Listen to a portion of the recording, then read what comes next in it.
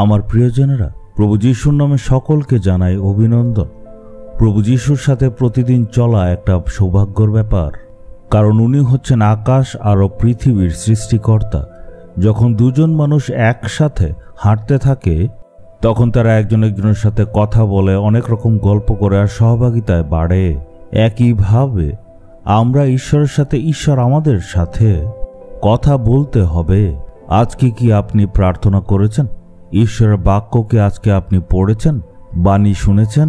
আমরা যাতে ঈশ্বরের রব শুনতে পাই, এই জন্যই আমরা প্রতিদিন প্রার্থনা করি। আর যখন আমরা বাইবেল পড়ি, তার বাক্য দ্বারা ঈশ্বর আমাদের সাথে কথা বলেন। আমরা যখন প্রার্থনা করি, আমরা ঈশ্বরের সাথে কথা বলি। তার মানে এইভাবে আমরা প্রত্যেকটা দিন প্রভুর সাথে চলতে পারি। ঈশ্বরও এটাই চান যাতে আমরা সবসময় উনার সাথে চলি আর প্রত্যেক দিন উনার সহভাগিতায় এগিয়ে যাই। সম্পর্ক যাতে বৃদ্ধি হয়। শুধু গিয়ে 5 মিনিট প্রার্থনা করে ফিরে আসলাম এমন না, ঈশ্বরের সাথে যে সহভাগিতা সেটাই আমাদের বাড়তে হবে। আমরা দেখব আদি পুস্তক 17 অধ্যায়ের 1 পদে, এখানে ঈশ্বর আব্রাহামকে দর্শন দিয়েছেন আর তাকে বললেন, আমি সর্বশক্তিমান ঈশ্বর, বিশ্বস্ত ও অনিন্দনীয় হয়ে আমার সামনে চলাফেরা করো। আব্রাহামের জীবনী যদি দেখেন আপনারা দেখবেন উনি অনিন্দনীয় ছিল আর এমন ব্যক্তি ছিল যে ঈশ্বরের সহভাগিতায় চলত। তো ঈশ্বর তাকে বলছে, আমি তোমার সামনে ঢাল হয়ে থাকব, কিন্তু তুমি আমার সামনে পবিত্রতায় চলো। অনিন্দনীয় হতে হবে, পবিত্র হতে হবে, মানে কোনো রকম পাপ বা খারাপ কাজ যাতে জীবনে না থাকে। আমাদের সামাজিক জীবনে দেখুন, অফিসে যাই, কাজ করি, অনেকে আমরা পড়াশোনা করি, আমাদের একটা সমাজ আছে, অনেক মানুষের মাঝে থাকি। আমাদের জীবন কেমন হওয়া উচিত? আমাদের জীবন এমন হওয়া উচিত যেটা হচ্ছে অনিন্দনীয়। যে জায়গাতে আমরা কাজ করি সেখানে যাতে মানুষ এমন না বলে, এ তো কত টাকা ঘুষ নেয়, অনেক টাকা সে নেয়, সে ভ্রষ্টাচার করে। এই বোনকে দেখো সবসময় শাশুড়ির সাথে ঝগড়া করে, এই শাশুড়িকে দেখো সে কত কষ্ট দেয় তার বৌমাকে, এই মানুষটাকে দেখো তার স্ত্রীকে কষ্ট দেয়।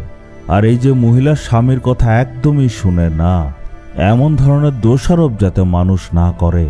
আমাদের চারপাশের লোকেরা আমাদের দেখে যাতে এই কথা বলে যে এই ব্যক্তিটা নির্দোষ ব্যক্তি।